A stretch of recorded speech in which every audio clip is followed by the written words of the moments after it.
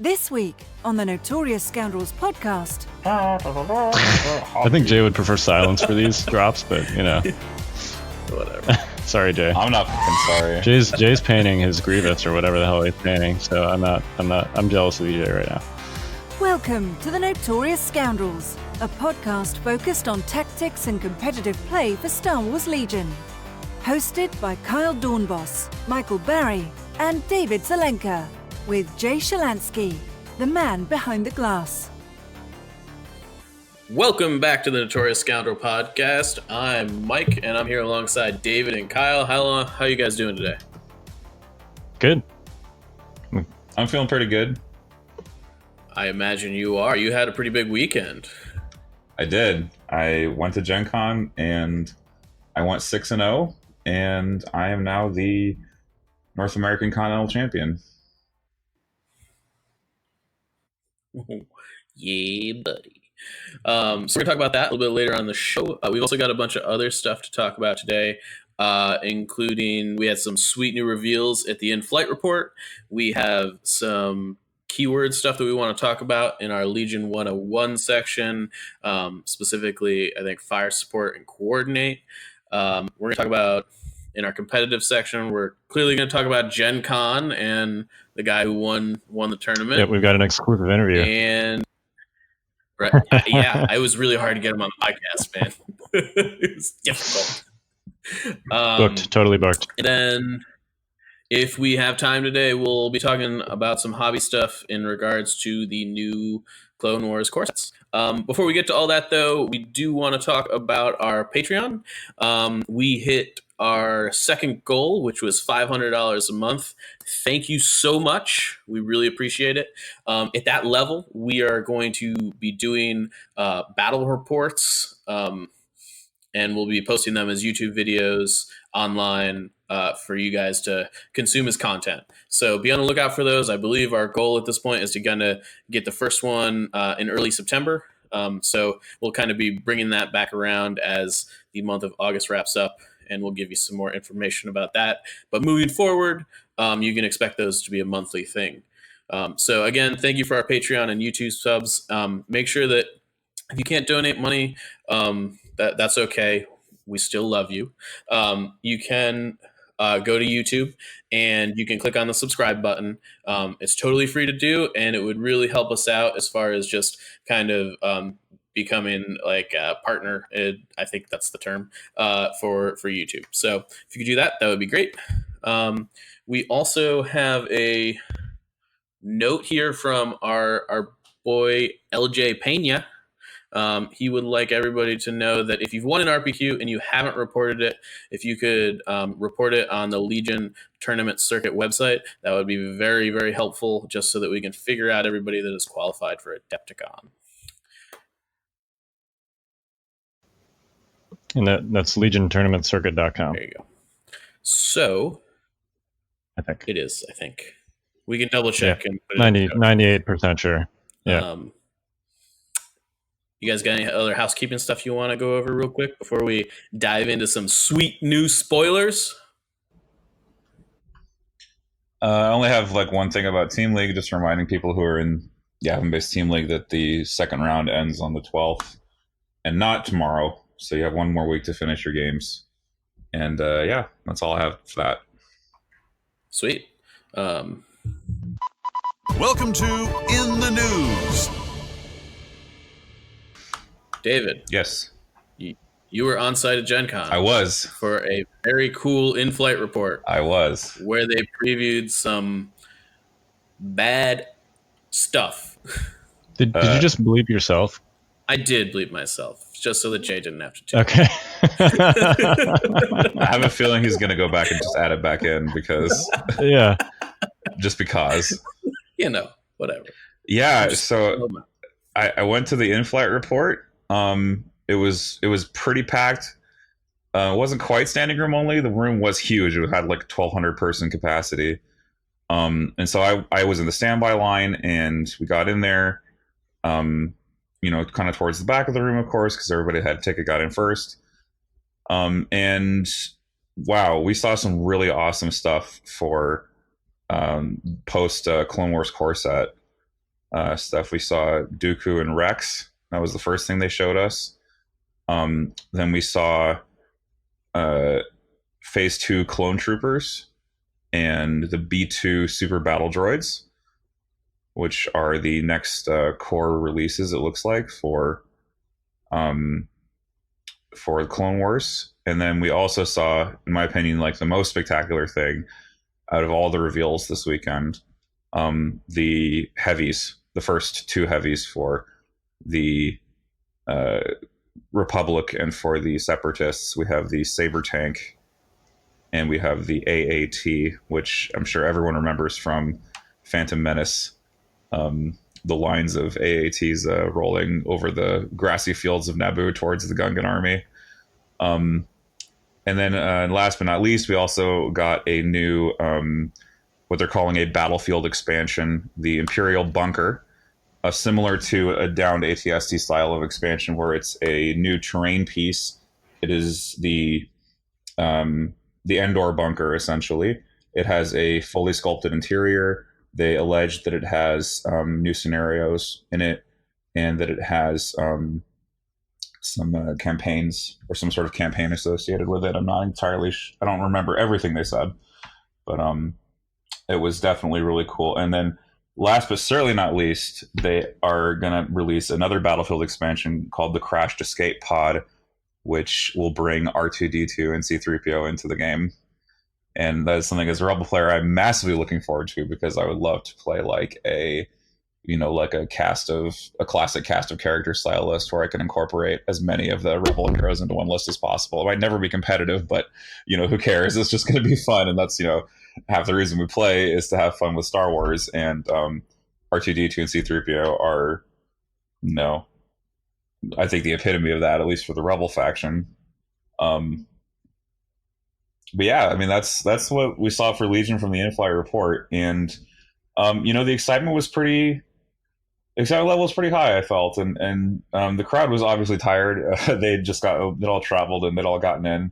So I mean, for those of you that watch the stream, you know that the applause was sort of muted. The presentation was a little, I don't know, maybe a little just stilted. But I think people were just, I think they were still warming up. And but man, like I tell you, I'm stoked for all of these, and I will definitely be buying and playing them, especially Captain Rex and the other clones and the Saber tank, because those look absolutely sick. Yeah. All the models just looked amazing. Like they're really knocking it out of the park with these sculpts, and it looked like at least all the droid stuff was continuing to be hard plastic. Certainly those B2s are hard plastic. I can't imagine they'd be able to do those spindly limbs otherwise. Yeah, they also had they had those minis after they did the in-flight report. They put the minis in the case, and there's a video on the Fifth Trooper YouTube now that I took of those minis in the case. So if you actually want to see what I saw, like through my eyes, you can go to Fifth Trooper YouTube channel and take a look at all of those minis. I think it's called the GenCon Minis Preview. I think that's in the title, but you can go look at that if you're interested on the Fifth Trooper YouTube channel. Will they feel like a GenCon champion if they do that? Well, they'll feel like an attendee. I'll just say that much. Oh, okay. I don't know about champion. Okay. Man, so just looking at those tanks in the case, those things are freaking enormous. Yeah. Did you put like a range ruler next to them? Do those fit in a deployment zone? I don't know, man. Like I couldn't. I mean, I didn't actually have my stuff on me at the time. So maybe you can answer this question for me. Are those bases bigger than the current large bases? I'm pretty sure. Like just looking at the diameter compared to the notch, like yeah, you could tell that it was a larger base. It's tough to tell from the pictures exactly how big they are, because there's not really. It's tough to tell the scale. Yeah, the pictures don't do it justice, partially because the angle is kind of low, because they wanted you to get the the more detail. They wanted to get you an artistic looking shot. But when you're in person, you can see just how massive these things are. And actually, if you look at the AAT, the back of it kind of overhangs the rear of the base a little bit, even despite the base being a lot bigger. Like it's really huge. It's taller than the Saber actually. When I looked at them side by side. That thing's a tall tank. Not the least, reason for that is that they have the droid commander, in the back of it, with his arm up, waving orders to the others. But they have it's just an amazing sculpt. I hope they do some sort of proton launcher, because apparently those holes in the front of it are actually torpedo launchers. So I don't know if they'll do that or not, but that would be something to look out for, hopefully. Yeah. I do think it's interesting. So a couple of things that I'm excited about. One is actually related to gameplay. Technically speaking, I don't know, because it's not the middle of the model, but it will be the highest point of the AAT tank will be the dude sticking out at the top. So, yeah, do you measure sight from there, right? I wonder. I mean, I think... I mean, rules as written, technically, no. Yeah. I mean, it's still pretty freaking tall. Like, you're going to be able to see over a lot of things, even if you... I know. My point is that, like, if the spotter dude on top is the dude that's, like, you're drawing line of sight from, you will see looking everything. at the picture I snapped from in-flight, there's, like, a part of the barrel of the main cannon that's above the center of the base. So I'm actually pretty sure you could do it from, like, the droid's chest and be pretty close to on target there. Yeah. Love it. Also, according to the article, you're going to be able to either use Rex with no helmet, Rex with a Phase 1 helmet, or Rex with a Phase 2 helmet. You get to pick your Rex flavor. Love it. Like, oh my God, I love it. I know that it's like a small thing, but it's just like, that's going to be so good for like conversions and stuff like that. Just like being able, because like he's just a clone trooper. Like, you're going to be able to like throw a different helmet on him, like switch the arms up a little bit and call him a different dude if you want to. I love it. They have a helmetless Phase 2 sculpt that they showed as well. So that's going to be in Phase 2s as well. Awesome. Yeah, the whole report was amazing. B2s look good too. I mean, they had all the models out in the case, and they pretty much look exactly as they should. They got their wrist rocket and everything. It looks like. I was looking at their picture and I was like, man, these are kind of generic. This is a criticism. And then like I thought about that a little bit more. Like, and I was like, oh. It's almost like they're mass produced. Yeah. It's like these are what these are supposed to look like. That's fine. It's almost like they came off an assembly line. Yeah. I just like all the poses are very similar, which like again, like in the show, they're like either their arms are like straight down, or they're walking, or their arms are like pointed out towards you, and that's like it. Those are the poses you get. So I don't blame them for that. Actually, the more I think about it, the better I think it is. One of them's like kneeling, I think. One of the heavy dudes. Is it? Yeah, he's got like a kneeling pose. I will say, generally speaking, mass-produced droids aside, like I've been noticing the posing is just amazing. Like, I love even just Rex's pose. It's not super complicated, but he's kind of doing like the sit back, both guns out, gunslinger kind of thing. I think it might be the best character pose in the game. Yeah, it's straight out of the cartoon. Like, that's exactly how he should look, is just leaning back slightly with both guns extended and just blasting away. Yeah. That's precisely how I think one would envision him in combat, just completely relaxed and just doing what he has to do. Yep. I love it. Yep. It's awesome. So I think we're going to leave it to the CSI tech guys on the internet to probably cruise through all the cool stuff in the photos. So we're not going to talk about any of that. So let's move on to our next segment. It's time for Legion 101. Class is in session. All right, so we're going to talk about fire support and coordinate today. So let's start it off with fire support. It's a new keyword for the clone faction on the Phase 1s. Well, not just the clone faction. Yes, that is true. The mortar and the MK2. What's the MK2? Yeah. The Mark II. Mark II. Mark II. Medium Mark blaster. II medium blaster trooper. It's that name just like reeks of mediocrity. It's very medium. Well, that's like, I mean, it's the mediumest.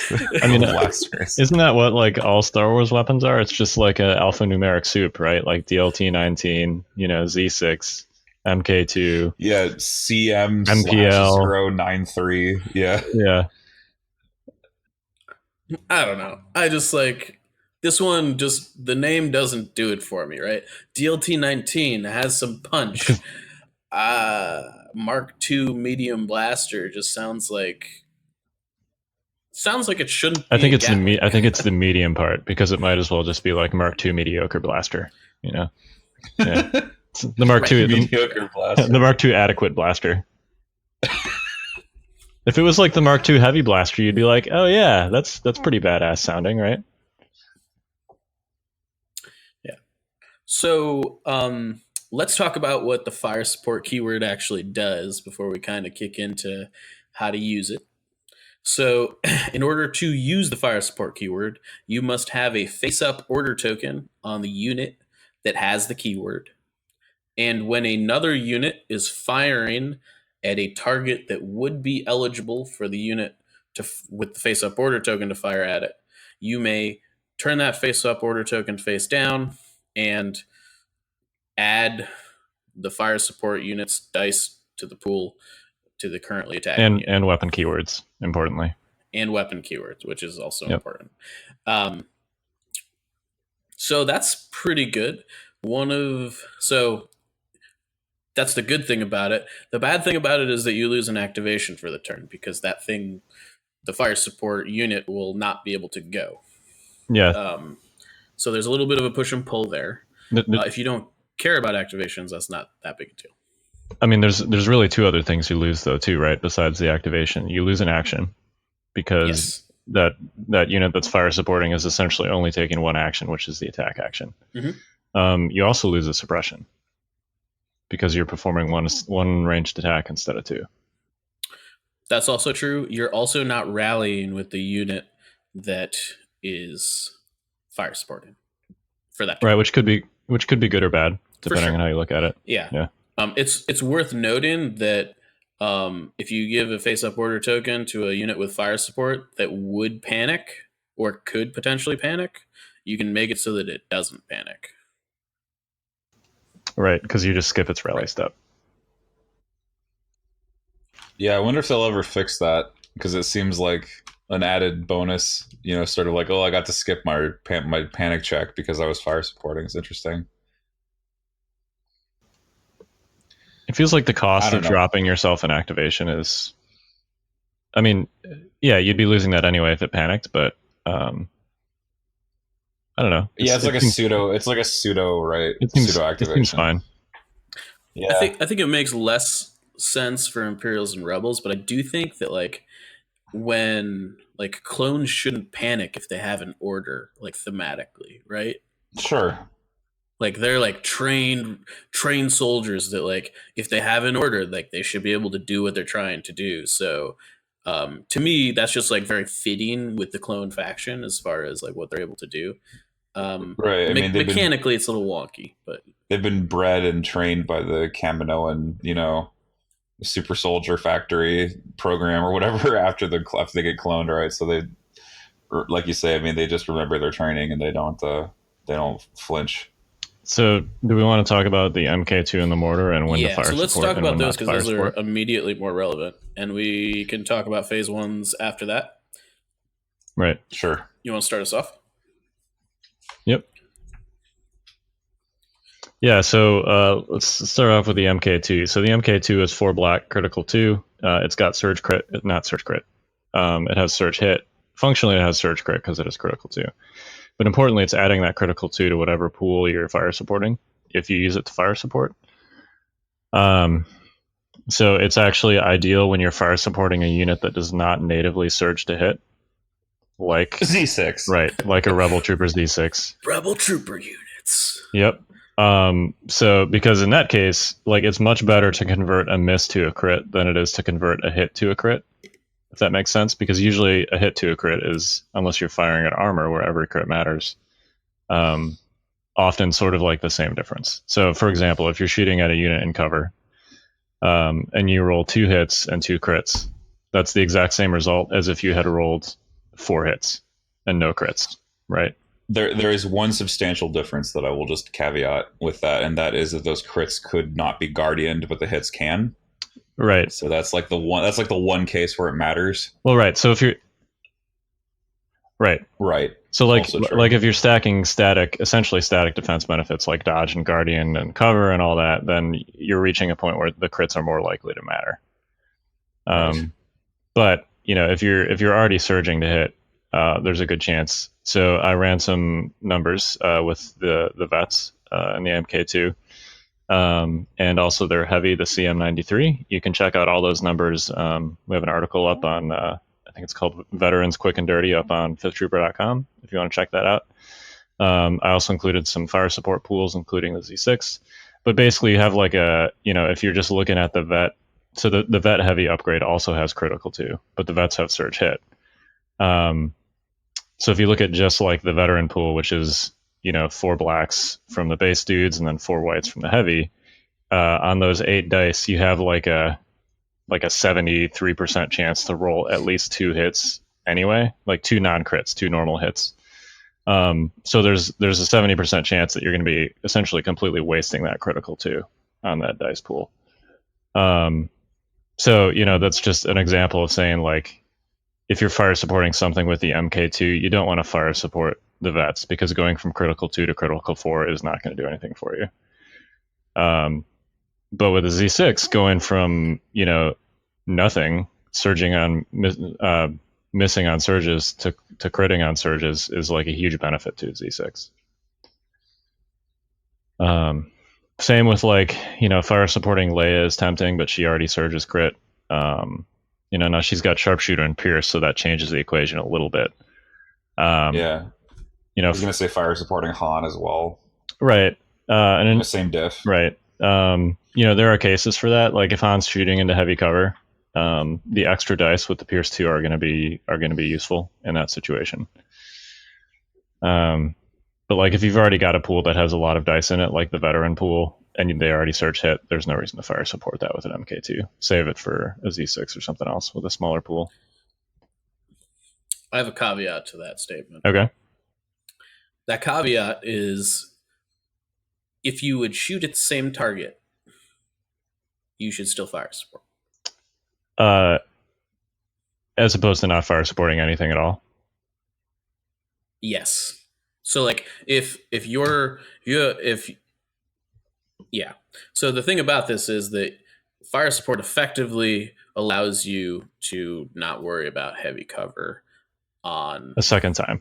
Right. So it kind of allows you to bypass that once, which is one of the really nice things about fire support. So if you're firing the Mark II by itself, yes, you could roll a certain amount of crits, but you still have to deal with cover or dodge or whatever for the natural hits it rolls. Whereas if you're putting that into one big pool, you only have to bypass it once with both, and you actually are going to get more hits overall through.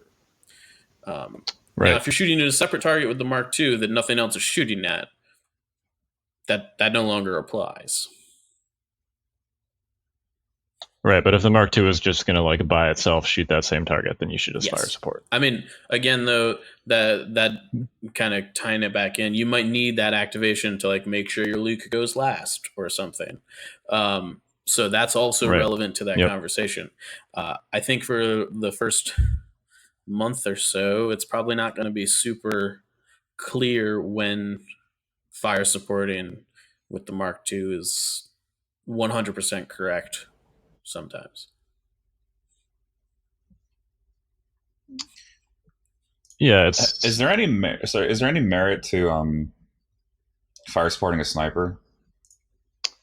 I think there's a lot more merit to fire supporting the Imperial sniper than the Rebel one. That said, I think it's you got to pull with sharpshooter and pierce. Like it's probably not as good of a candidate as a Z6, but it's definitely a better candidate than like the vets. I just feel like granting any kind of crit surge to a piercing unit is probably fairly good. Yeah. I mean, so there's a couple things there, right? Snipers already don't care about dodge tokens, and they also Reasonable. sort of don't care about cover. So when you're introducing the Mark II into the equation, the crits don't really matter because the things that the crits are good against already sort of don't matter in my mind. I mean, clearly, if you're fire supporting, dodge tokens are back on the table because you no longer have high velocity. Right. I feel like the highest value there might actually be fire supporting a sniper into a unit like Luke or Vader, if they let you do that, which of course, comes down to comes down to board state. But cases where you can use high velocity plus a large dice pool against a target that would otherwise be deflecting at you seems pretty strong. Well, but if you fire support, you lose high velocity because high velocity. That's got to be the only weapon. Oh, you're right. Yep. Darn. Okay. Wait. So does that mean they can deflect my sniper? Yes. Yep. That's exactly what that means. Oh no. Oh no. So we're back to the don't do that. We're back to the home run deflect that goes 5 feet across the board and kills him. Yeah. Oops. Yeah, so don't shoot Luke or Vader with a dodge token with fire support and a sniper. yeah, scrub the last 5 seconds of this conversation because oof. I mean, so it's worth noting that even when we get down the line and start talking about clones, like it's really cool to roll a 20 die dice pool, but rolling like a 20 die dice pool into a deflect might not be your best. Yeah, best thing you can be doing. That said, even if they deflect like a dozen or so, or not a dozen, but you know what I mean. Maybe they deflect a bunch. Like if you killed them, you freaking killed them. Yeah, like that's nice. I mean, I don't know. It's still a good trade, right? Hey man, if I lose an entire 62-point unit of Z6 to a deflect, but I killed Vader, I'm fine with that. Yeah, maybe. Anyway, so that's the MK2. I think probably if you're gonna, right now I feel like the CM93 is overcosted a little bit. I think if you're gonna run the vets, you run them either naked or with a comms tech with an uplink. No heavy. But no heavy. I mean, 5 dice with search hit isn't terrible. I think they're budget commandos without sharpshooter and pierce. Yeah, and then you can use coordinate and an uplink to give an order to the MK2, which I think is fine. And they get a free dodge. From defend. Yeah, it's not quite as good as target, but it's something. Hey, but it's not nothing, man. Right, it's better than not getting a dodge when you get an order. But you guys are so down on dodge tokens. Just you guys wait till the next segment because I'm going to tell you something. Oh yeah, no, I mean when they're good, they're good. They're just not as like universally. They're not guaranteed to be useful like an aim token is. I don't know. Kyle rolls crits like he's a god, so dodge tokens are just not ever good for me. I guess you heard it that was one game. How to get second at Worlds? Just roll crits. I mean, come on. I was not rolling any crits in that game with Luke. Yeah. So, shall we talk about the mortar? Oh yeah. So sorry. So I think just transitioning from the MK2 to the mortar, I think the MK2 is. You generally want to be fire supporting with the MK2 more than you want to be fire supporting with the mortar. Yes. And why is that? And Mike, I know that you've been on your soapbox about this, so I want to hear what your thoughts on this. I have strong feelings about this, and the answer is 90% of the time you should never fire support with the mortar. Mortar doesn't care about cover. The mortar also has suppressive. Both of those things are much better when they're not attached to a fire support pool. In that, if the mortar hits something, it alone puts 2 suppression tokens on something. Like, that's great. And frankly, for its points cost, is you don't need to do damage to things for the mortar to be effective. For 36 points, if you got 2 mortars and they're just laying down 4 suppression tokens on Luke Skywalker every turn, like, let's go. Like, that's great. That's it's not physical damage, but it's doing emotional damage to the enemy army. So now that suppression aside, the mortar has critical 1, which means that it is surging to crit, and which it's got white dice, which means that you're rolling more crits than hits on average. So you don't care about cover generally. I mean, like there are going to be hits that go away, but you're looking to pass 1, maybe 2 hits through cover on anything at range 4. That's pretty good by itself. You don't need to fire support it on another pool. Additionally, the mortar has cumbersome, so you can't move it and shoot. So you're just going to be aim shooting the whole time, which means you're like super likely to get at least 1 crit on an attack. I don't know what the math is, Kyle. I'm sure you can back it. You got like a 9% chance to not get some kind of result on 3 white dice with a name token. Yeah, with a name token. Yeah. So I mean, like you're putting the suppression tokens down. That would suggest that you've got a 91% chance to put at least 1 suppression token down. 2, at least 2 suppression tokens. And you put 1 down anyways if it doesn't hit. Correct. I believe that's the suppressive key. I haven't used a suppressive keyword and not hit in a very long time. So yeah. And what does it add as a fire support? It adds 3 crappy white dice. Like the situations you want that are like when you are fire supporting a line and weight shot with Busk and you have 10 aim tokens to spend, or you're fire supporting like a Death Trooper shot and they have like 2 aim tokens.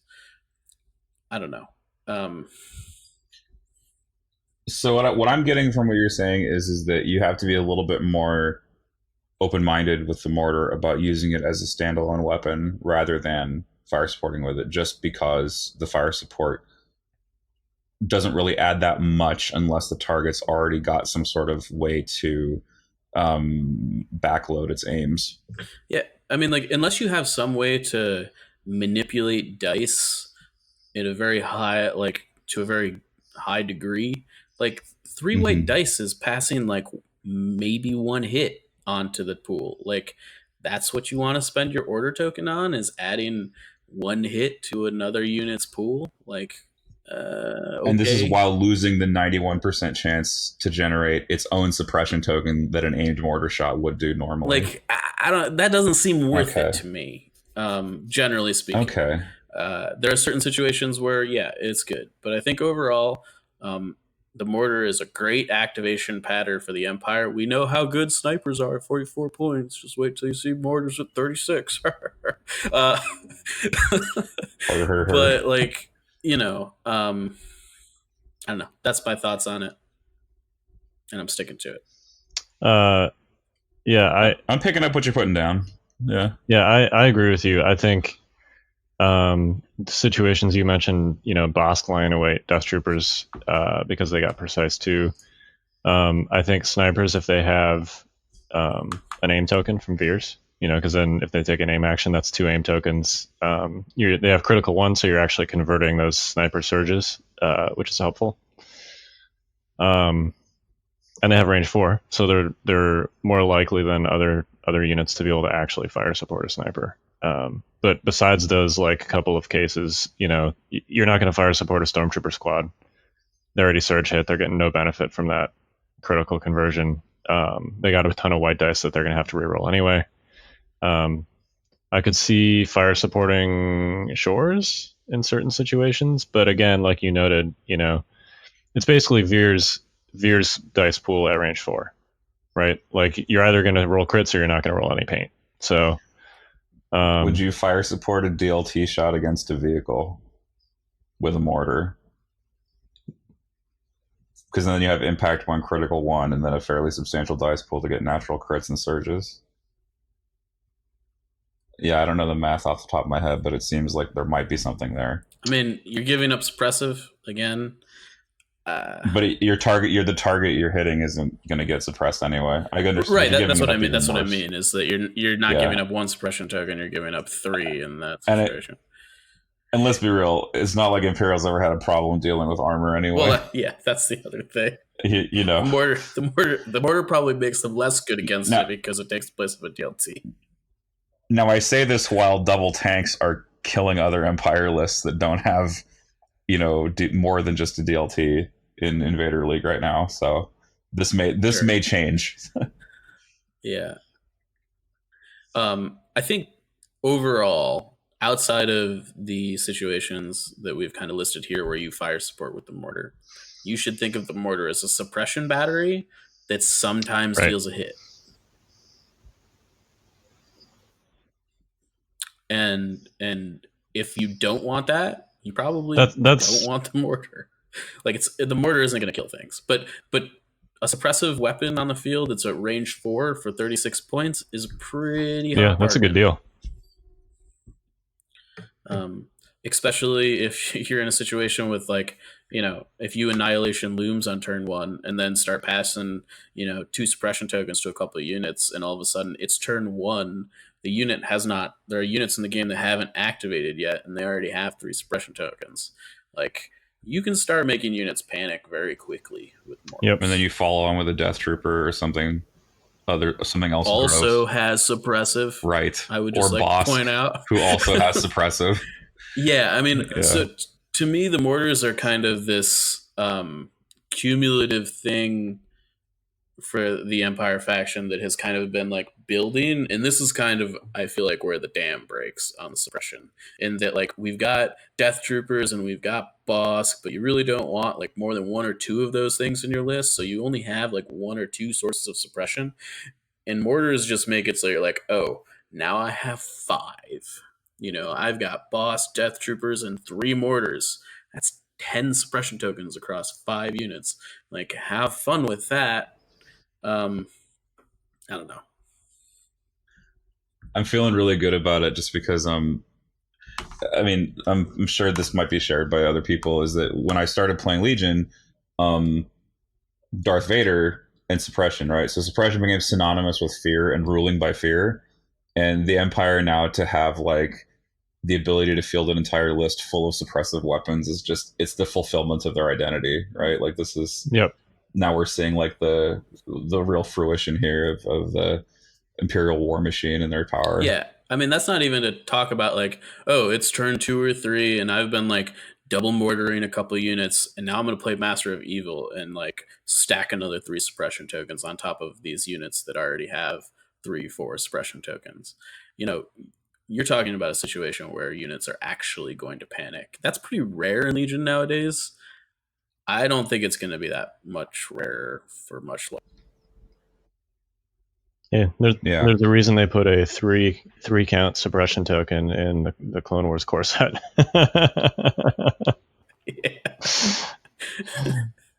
Yeah. It's just, you know, if you want to get real spicy, you can take E-webs with barrage generators too. You know, I don't feel like those are very good now, but it's possible. Jay's yelling at me off camera, whatever. How dare you talk about barrage generators? I think he's more concerned about the E-web. Oh yeah, okay. I mean, it's possible that you know, the mortars make that sort of strategy realistic. It's worth noting that it's a lot less good against droids who don't care about suppression tokens. I also sort of feel like we're kind of getting down a rabbit hole here. So let's talk about Phase 1 clones. Oh, baby. Well, Phase 1 clones. So Phase 1s they're a unit that takes the best features of Empire, which is red saves, and the best features of Rebels, which is a huge dice pool because they have a Z6. With black dice. And with black dice, yeah. Well, the Z6 doesn't, but the base. Sorry, you know what I mean. Yeah. But they have the Rebel core unit attack stats. Yep. Combined with red save, so they have kind of a best of both worlds situation. Of course, they pay through the nose for it, right? Rebel troopers are 40. I mean, you know, Phase 1s are 52. So they also have like pretty good access to those dope surge tokens, which take the best of both worlds and make it even better. They can also fire support things that have surge to hit, also known as the Bark Speeder. Yeah. So the numbers get kind of ridiculous after a while, at least, you know. And I shouldn't say ridiculous because things are kind of ramping up generally, but they're ramping up all at the same time. So no one, I don't think, is, there's no one faction that's particularly favored, and it's being done all together. Like everyone's benefiting at the same time from this sort of ramp up in power. I don't know, man. Have you ever played like Warhammer and like rolled a Terminator squad's like attack pool? That is a little bit too obscure for me. Okay, well, it's a lot of dice is really what I'm trying to get at. Oh, you mean I've never felt that way in Legion until I like picked up the Bark Speeder's attack pool, and then I picked up a full Phase 1 clone units with a Z6 attack pool and put both of those attack pools in my hand. It's kind of hard to hold in one hand because of so many dice. Yeah, when you got to use like a two-hand cup to hold your dice pool, that's like something's gonna die. Yeah, I mean, if you fire support a Z6 with another Z6, you're talking about 20 dice in one attack pool. Yeah. So and you probably have some surge tokens, so you're like pseudo surge to hit at that point. So like, well, we know the math already, right? Like it's 3 3/4, right? So 2 3 3/4, right? 7.5. 7.5 hits. That's before surge tokens. Yeah, that's without surge tokens. So if you're doing this on like your General Kenobi turn, where you've got 20 surge tokens or whatever, because all your clones are sitting next to each other, and maybe you took aggressive tactics. Yeah. On top of that, like that's then that's like 2.5 more hits. So that's what, 10 hits. It's getting pretty gross 10 hits after a little bit, but that's what you give up. You give up as activation for that. So you're not going to do anything defensively unless you have surges left over somehow. I mean, so I sort of feel like generally fire support, the like losing an activation portion of fire support it matters a lot less if fire support literally just reads delete a unit on it. Yeah, which is what you're talking about with clones. Potentially. Yeah, like, I mean, potentially. I don't know, if you pass 10 hits, even through heavy cover against a Rebel Trooper squad, we all know what happens next. Yeah, the Rebels die. That's generally what happens. Yeah, they get one shot. Yes. Yeah. Yeah, you can't pull that trick with a mortar and an MK2. You really can't. No, you can't. But that's because that's the clones. That's their faction identity, though. Oh yeah, is combined arms, token sharing. That's what they do. Which I gotta say, they took this keyword and just like turned it up to 11 on their clones. I love it. It's just like the idea. It's just like reeks of the clones lining up and just like firing barrages across the battlefield. It's so yeah. So I mean, what you should probably do is kill their phase ones. Oh yeah, because then they can't do it anymore. Yeah, I mean that's what you do. Yeah. But, and there's a reason that their cheapest unit's 52 points. Yeah, of course, because that's incredible. Right. You get some sniper pierce hits in there, and they start losing dice real quick. I mean, Bark plus Z6 is like 8.6 average hits. Mm-hmm.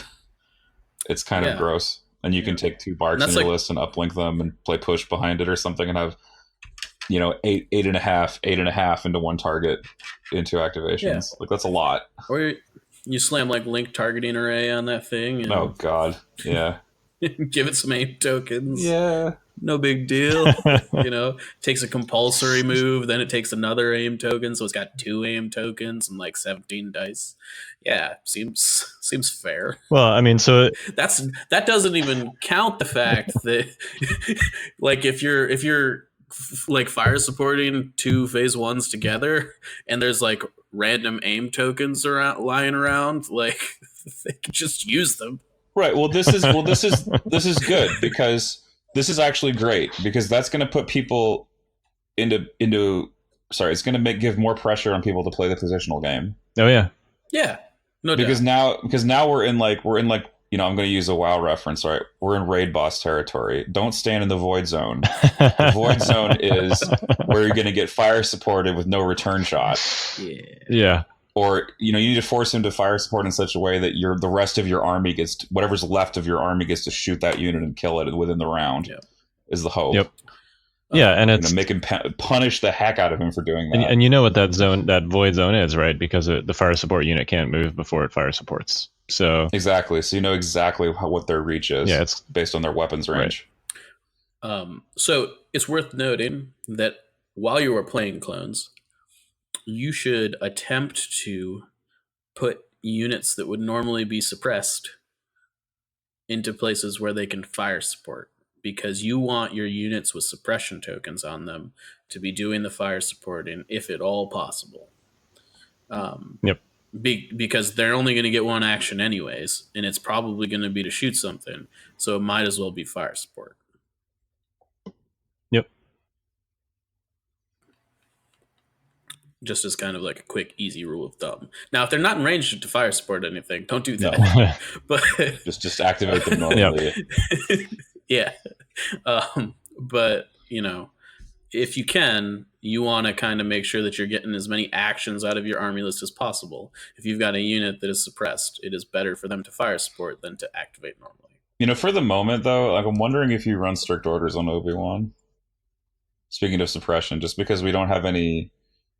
The only source of inspiration that the clones have right now is Obi.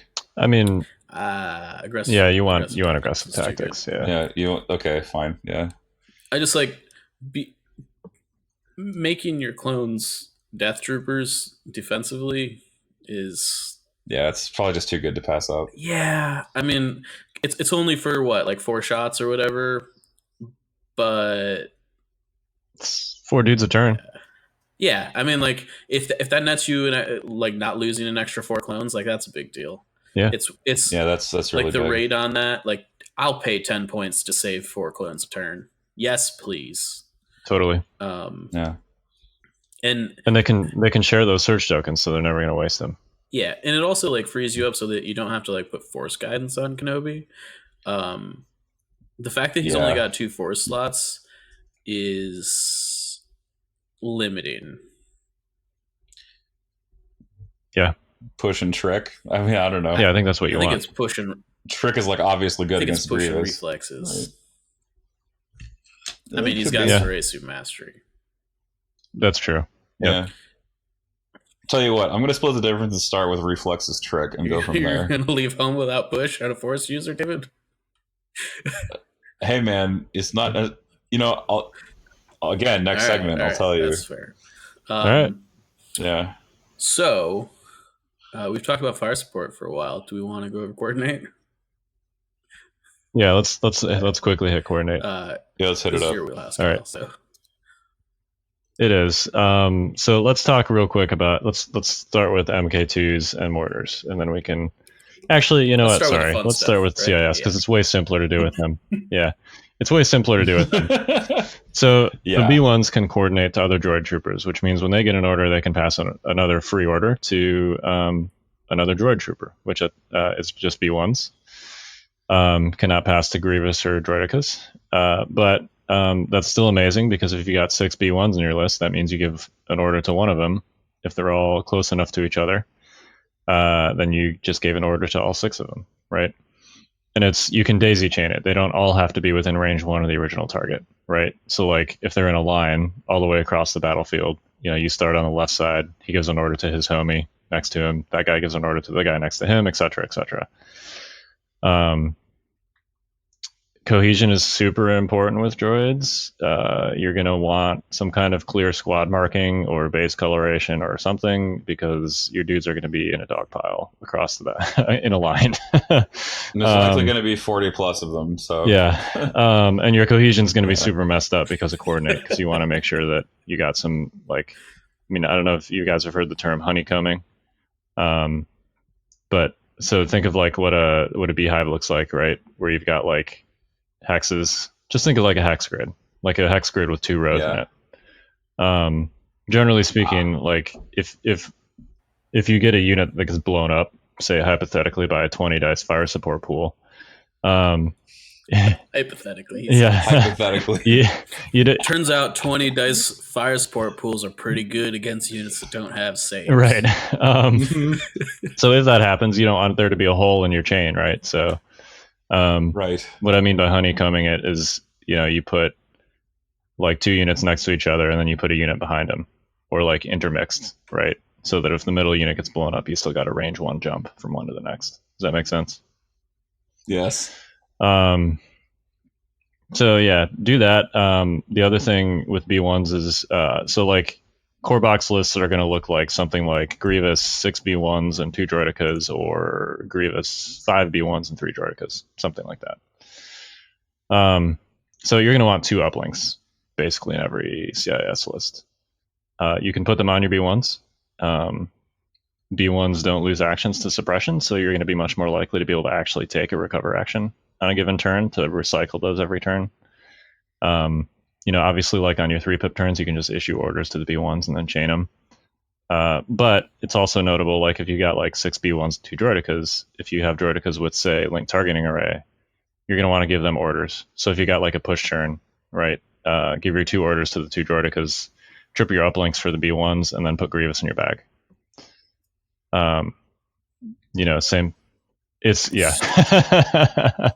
as CIS, you should never have more than 1 kind of token in your token bag, ever. And what he really means by that is you should have perfect activation control every time. Right. Yes. You should have 100. Every turn should be an entire legion for you. Now it might be that one of your token types is in your bag and not on the table, but it's functionally the same thing. And of course that combos with aggressive tactics, which you should definitely have on Grievous. Oh yeah, you're gonna need every surge token, I think, for your B1s, and of course Grievous himself. I mean, so I actually think that minor tangent, aggressive tactics is fine, but not overwhelming on the B1s. Like, okay, I saved B1 battle droid. Well, it's way better on their attack pools than on defense. Yeah, right. That's really what I meant. Is totally. that you need for their offense, and it's good on Grievous too. Yeah. No. Grievous doesn't surge in either direction either, so he needs surge tokens. He does if he's attacking. Well, that's true. Kenobi. Yeah, because that's when he gets really scared. Because then he gets Jedi Hunter. Yeah. Yeah. But besides that, are you ready for Sabine Electrocord against Grievous? I am. Oh yeah. Boom. Yeah, I don't know. I mean, he's still got a gun. That's fair. Which is pretty good. He'll probably get suppressed. That's true. Yeah. So this is a super tangent, but sorry. Speaking of Grievous being suppressed, strict orders and endurance on Grievous. Yeah. Yeah. Oh yeah. Okay.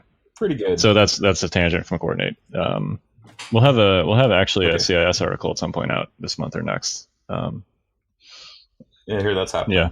That's good. All right. So coordinating MK2 and mortars. So you can actually do the CIS thing with both of these. I think it's easier to do with shores and mortars because shores and mortars are infinitely more spammable than vets and MK2s. In other words, I think you can make a more viable list with 3 shores and 3 mortars than you can with 3 vets and 3 MK2s. So, do you want to just kind of take us through real quick what you mean by doing the same coordinate trick with the upgrades and everything? Yeah. So it's a little harder to do with vets and shores because the only coordinate keyword is on the vets and the shores themselves, right? It's not on the mortars or the MK2s. But you can sort of do a layman's coordinate by giving the mortars and the MK2s a comms relay, right? So say you've got 3 shores and 3 mortars. You give an order to shore number 1. Shore number 1 gives an order to mortar number 1. Mortar number 1 uses comms relay to pass that order to shore number 2, who gets a free order to give to mortar number 2, who then passes that order to shore number 3, who gets a free order to pass to mortar number 3, who can then pass it to Bosk or whoever. Yeah. All aboard! Yeah. right? It's notable that this is significantly different than the B1 trick, and that if you do it that way, Correct. the mortars will not So that's have which is order fine. tokens. well, right. Because, yeah, which is fine. Well, I mean, it's less Sure. fine if they're the Mark IIs, but it's it's notable because your bag is likely Right. It's mortars not. and You can't do the something same else. perfect activation control thing. The purpose. And if you draw something else, improvise. Right. The purpose of doing this with shores and mortars is to give the shores target the free aim token from getting an order. Yeah. Which is great. A free aim token from getting an order is amazing. It's like a free coordinated fire every turn. And by free, I mean costs you. Well, it costs points. you at least 5, because you can just give an order to the shores the old-fashioned way, right?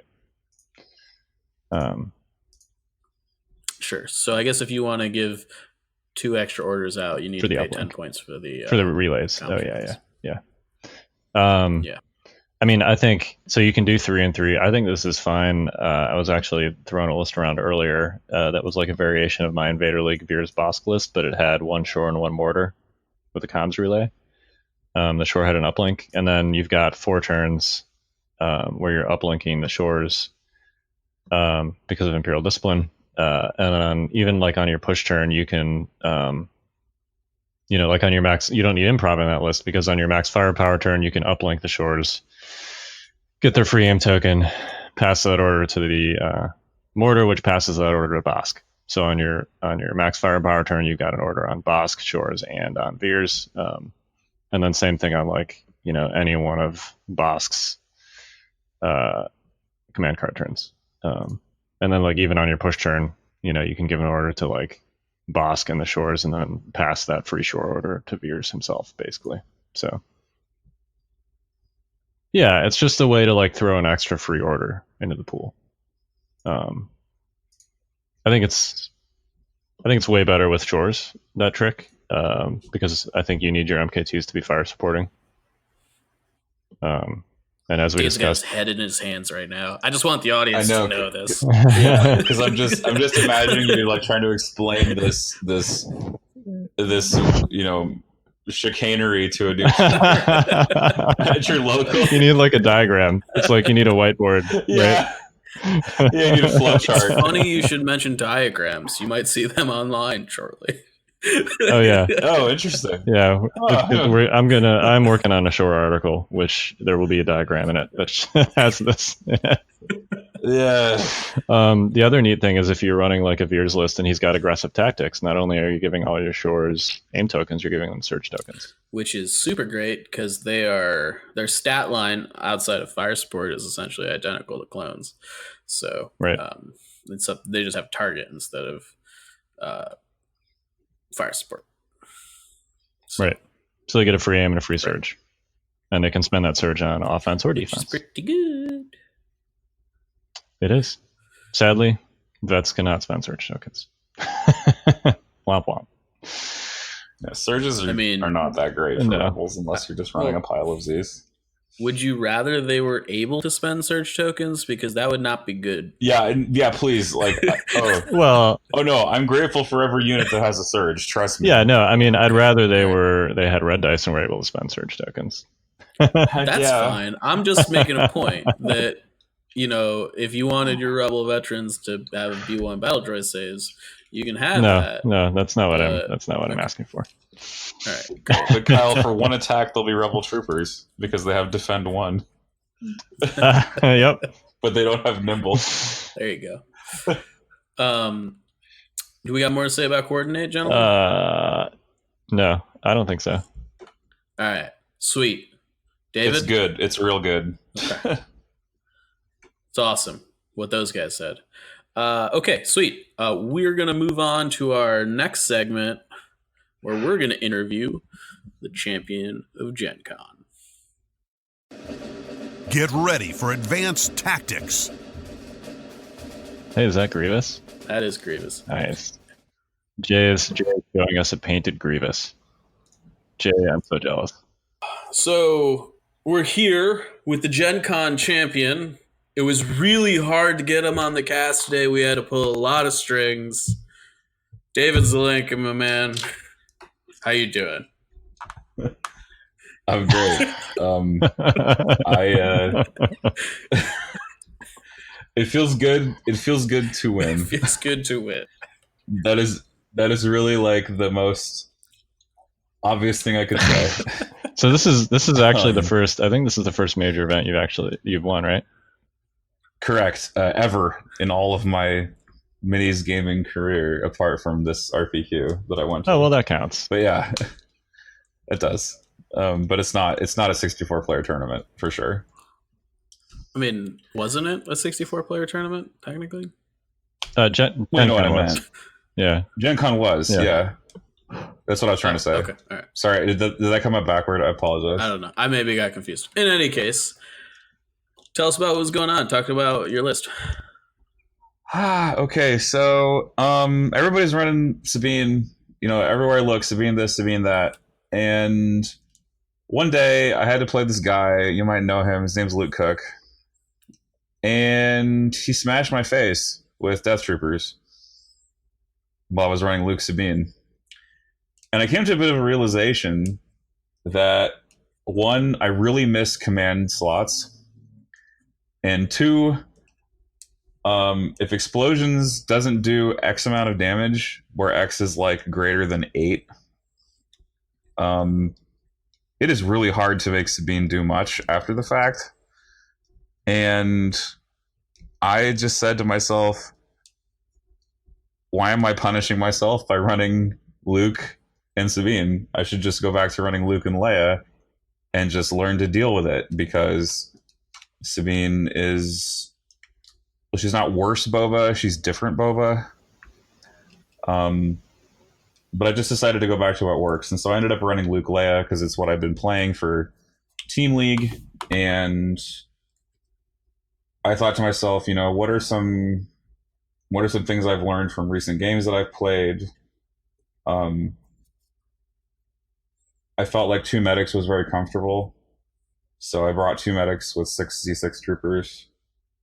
And then I was looking for a unit to replace one of my sniper teams, just because I felt like for Rebels at least 3 snipers can be a bit of an overcommitment, just because you are missing out on units that can influence the main battle. So I thought to myself, well, I like 2 because at least then I have a balance where I have the ability to make infinite range shots, to strip standby tokens, to pick off unit leaders, to to at least have that ability inside my army.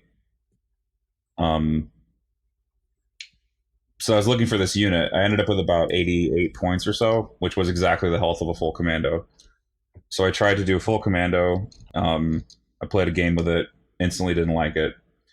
Thought back to the Flyboys I played and was like, hey man, those Officer Z6s, boy, they're amazing. So I took an Officer Z6, and then I had enough room to put Mind Trick on Luke. And I thought, okay, I think this is what I'll go with. And so the total list is Luke, Force Push, Mind Trick, Emergency Stims, Leia, Improvised Orders, 6 Z6 Rebel Troopers, 2 medics, 1 officer. 2? And you only took 2 strike teams? For a cool set. What world is this? I know, I only took 2. Shock. Okay. What world are we living in? Oh. Well, it's a world where it's a world a little bit upside down, because I came to some realizations over the course of this tournament that should be obvious. But I told myself this is a list that has absolutely no flash. I showed it to Zach from Jetta Journal, and he said, the name of your list should be "If it ain't broke, don't fix it." Because everything that I brought is like known good, right? We know officers and Zs are good. We know medics are great. We know Luke is amazing. We know Leia with improv is amazing. We know snipers are amazing. And we know that a 2-point bid can get you blue some percentage of the time.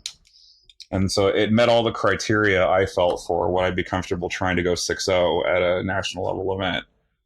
And so that's why I ran it. And I just thought to myself, well, I haven't really practiced this, but if I play to pure fundamentals, I should be able to make it out of the tournament, or at least go far. And that's really what it came down to. The medics are insanely helpful. You either healing snipers, healing Luke, even restoring your own troopers, just because if that unit hasn't shot yet, restoring that trooper means you get that dice back. And this game, at a fundamental level, is core on core. And if you don't have core units, you lose, generally speaking. There's only a few exceptions to that rule. Palpatine is one exception. Just because Now You Will Die is incredibly powerful. And there's a couple other scenarios like Breakthrough with Boba Fett or Recover. Game states that are not solely about attrition. But if you have a little bit of battle card luck, if you have a little bit of making your opponent, make difficult choices with their battle cards, you can hopefully avoid situations where you won't have to play a scenario not based on attrition and then break him on your anvil of 6z6 rebel troopers with nimble and dodge tokens. And so that's kind of what I was attempting to do with all of my games, was create a situation where I attack just enough to create a situation where I can then turn around and defend, or just play a fight where I know I can take these better shots than you can take and just win those attrition games, and then just grind him down over the course of 6 turns. And the tournament structure favored that as well. We were given 15 minutes of setup time with 2.5-hour rounds, and I only had one game not go to round 6. Great.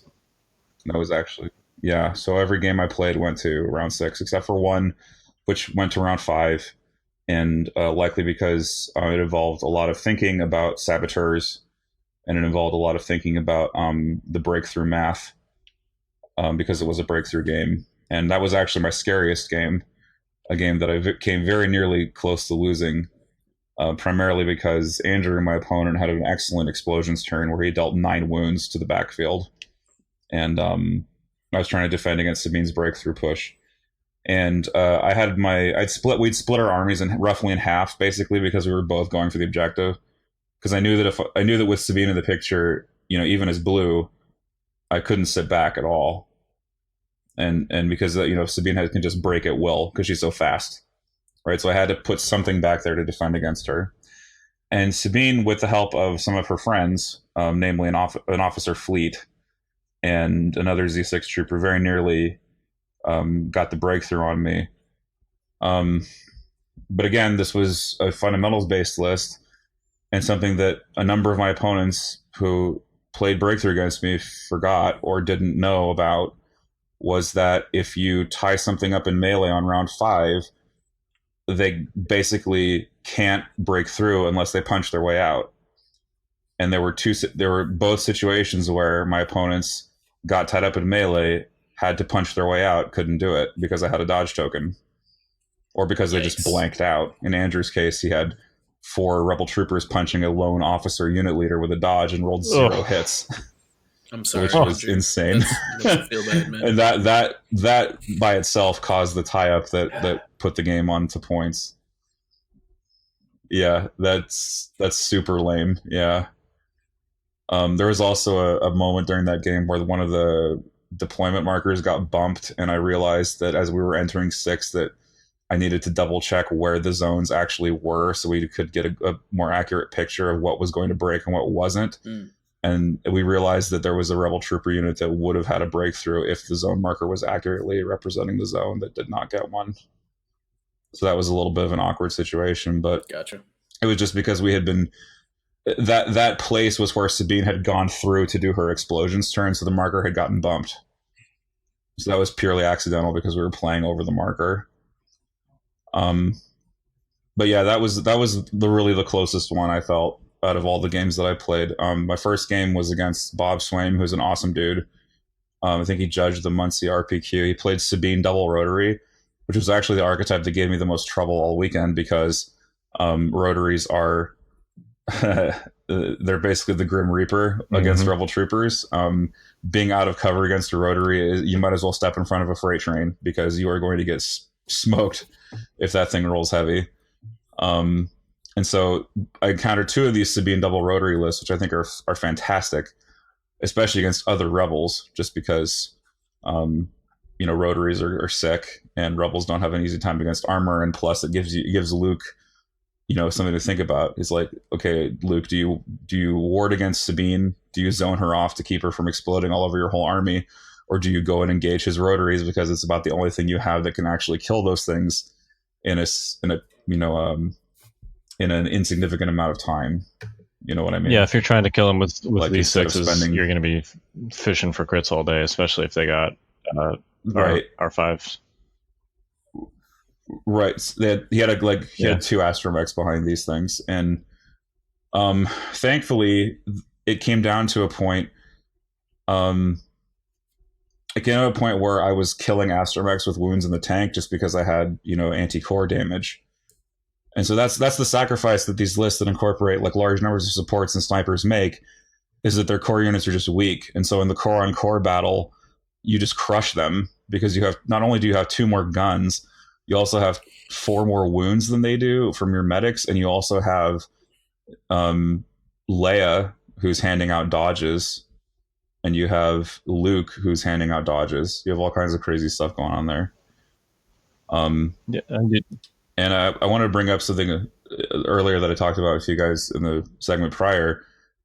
This tournament was a tournament where cards that I previously thought were weak were actually the best cards. And by that I mean Save Our Skins in particular, because I was able to stack dodges on the lead unit that was going to take a Death Trooper shot. And this lone unit leader, again, with the lone unit leader, the reason I did this was because it was in heavy cover, it was near Evaporator, and it was an 81 point squad. It was the officer. And I stacked double dodge because I knew it was going to get shot by Death Troopers, because that was the natural course. This officer in heavy cover with 2 dodges, right? Death Troopers shoot, they recover shoot from range 4, 6 hits. Typical. Yeah, typical. Heavy cover. So heavy cover, 2 dodge tokens, 2 saves, 2 blocks. Yep. 0 damage. So just like I had a number of those throughout the day. There was just some like amazing like full out parries of Death Trooper shots, which were just like unexpected but welcome. Yeah. You can think of Palpatine, a surprise to be sure, but a welcome one. Kind of those sorts of memes. But yeah, man, dodge tokens actually work against large hit pools like that, and that was something I really took away from it. They also work against Imperial Saboteurs, because Imperial Saboteurs only have 2 dice in their pool, and one of them tends to blank. That's the red one. So, there was a turn where this Sab bomb would have just utterly destroyed me, but because I had my ally as the Force, I was able to slap a couple of dodge tokens on the units that were most vulnerable, and they survived the Saboteur hit. So there's a lot of like moments like that where it was sort of like, well, you got 9 suppression on this unit, but I still have a Z6 in it, so it's still worth something, even if it's panicking, because I was medicing it back. It was just one of those moments where it's like, if you can secure heavy cover and have good timing with your dodges and better order pool timing than your opponent, you're sailing, man.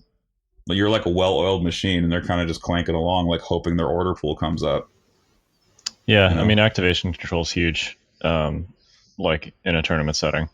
And that's one of the reasons I really like your list is, like you said, it's super simple, but that's also, an asset when you're talking about activation control, because on almost every turn except for a coordinated bombardment, which you usually play early, you've got an order on Luke, and he's probably the only one that you care about like significantly having an order on.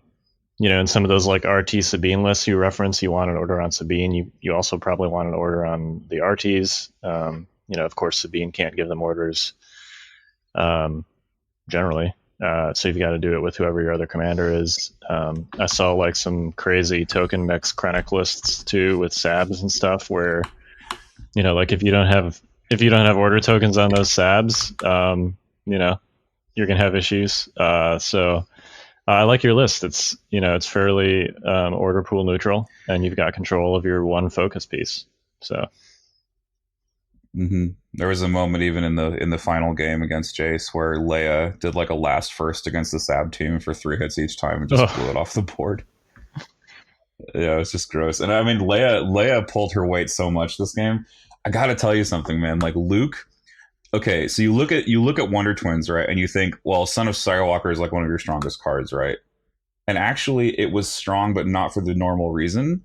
The normal reason, right, is that Luke is embedding himself in your enemy's lines in a last first move, and then you're slapping 2 of his core units with, Son of Skywalker, and like killing 1.5 to 2 units with it. In this case, it was like, I'm actually using Son of Skywalker to pistol double tap at range 2 and then mind trick for 4 suppression. That actually got me more mileage, ultimately. Yeah. It helped me panic Sabine off the board once. And actually, his pistol's pretty good against Sabine, especially if she's got Darksaber, because she doesn't have Pierce Immune at range. Yeah, she actually took 2 wounds from that, even, because I rolled double crit. And Impervious didn't work. So... it was nuts. Well, yeah. So it's pistol double tapping with Luke statistically, really like if you're talking about Pierce Immune Sabine versus Impervious Sabine, the 2 red is very close to the 6 black. Like statistically, in terms of like expected wounds. Nice. Yep. That's good to know. Not the end of the world if you've got a Sabine with Darksaber, just shoot her with the double red. Yeah. I love when my intuition checks with the math. That's nice. Generally speaking, if you've got pierce weapons, you want to be shooting Sabine instead anyways. Well, right, yeah. Oh, yeah, I was shooting her with snipers, too. Anytime she was visible, I'm like, I'm getting all my pierce weapons on her and trying to see if I can break snipers that armor. are also very good because they don't care about her dodge tokens. Yep. They just shut down Nimble. I mean... to be fair, though, that is why Sabine's shield is also good. So, yes, I mean, I'm trying to think of what else was important in the tournament. Yeah, Save Our Skins with the double dodge stack. That was also crazy. And also just having Leia and the officer there with the 3 suppression removal plus Return of the Jedi. Like, that's a lot of suppression management. And especially when you play Return on turn 5 against like a potential Annihilation Looms or against... just when you're getting down to the nitty gritty, to be free of suppression to guarantee that you have no action loss to just finish the game out is incredibly strong. The question is going to become, will it hold up against mortars? It will with a few adjustments. Yep. And I think the major adjustment is you put Hunter on your strike teams. So this is interesting. So this is a little bit of a tangent, but we talked about this before the cast. With these emplacements showing up, do you think Hunter on strike teams is actually good now? Sniper strike teams. I think between emplacements and Tauntauns, the answer to that question is yes. And Sabine, because now you have an extra tool against Sabine. Yeah. Because now you have a double aimed sniper shot. Yeah, I mean, I generally think that the inclusion of all of these units that are multi-wound models really improves Hunter Snipers a lot. When it was only like 1 or 2 characters in your list, sometimes IRG and sometimes Wookiees, it was one thing, but I think that there's probably going to be 2 to 4 credible threats to shoot to trigger Hunter moving forward. Yep. In most lists. Mm-hmm. I agree.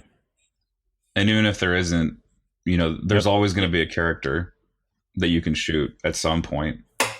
And especially if it's, and I'll just say, putting pressure on characters was really useful all game. Like, for example, against John Griffin, he likes to play his Krennic forward, but because he lost his medics early, Krennic had 3 wounds and he couldn't actually use him at all. Because the choice for Krennic was run towards Luke, which is horrible, or run towards my gun line, which is also horrible. Yeah. And my snipers. So, womp womp. He just doesn't get to use Krennic, except as a compel droid. Because you put wounds on him early. It is.